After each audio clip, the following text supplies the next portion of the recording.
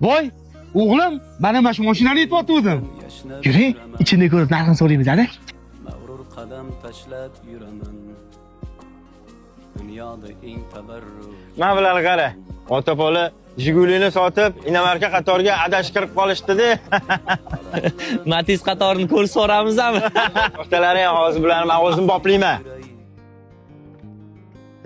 Kelinglar. Ko'ringlar mashinani. Mashina bizga yoqdi. Narxi nech pul ekan buni? Pulinglar naqd bo'lsa, sizga 25 ming.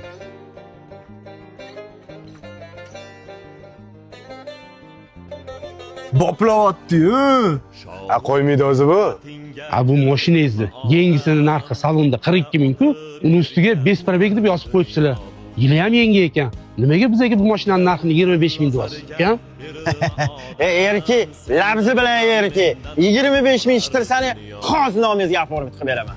Ishqilib hozir notariusga borsiz, labzingizdan qaytib qolmaysizmi, ukam? Mashina purishli bitta gapiradi. Ketdimi notariusga? O'g'lim, zaklatni ber.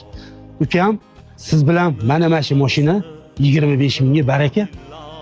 Aka, biz zaklat barakasini bersin. 1 soatdan keyin ancha ko'chadagi notariusni ko'rishamiz bo'lmasa. Bo'lmasa, 1 soatdan keyin o'sha notariusda ko'rishamiz. Ha aytgancha, pulni naqd qolasizlar. Prosta mashina qarzga sotmaymiz-da. Bo'ldi aka, naqd olamiz. Bo'lmasa 1 soatdan keyin ko'rishamiz. Mayli. Xudo xolisa yaxshi mashina oldi-da. Yaxshi bo'ladi, xudo xolisa. Vazam haydaysiz. Endi chatoq bo'ldi bu yo'q. Hali notariusda nima gap, nima so'z. Bularning ahvolini notariusga borganda ko'ramiz.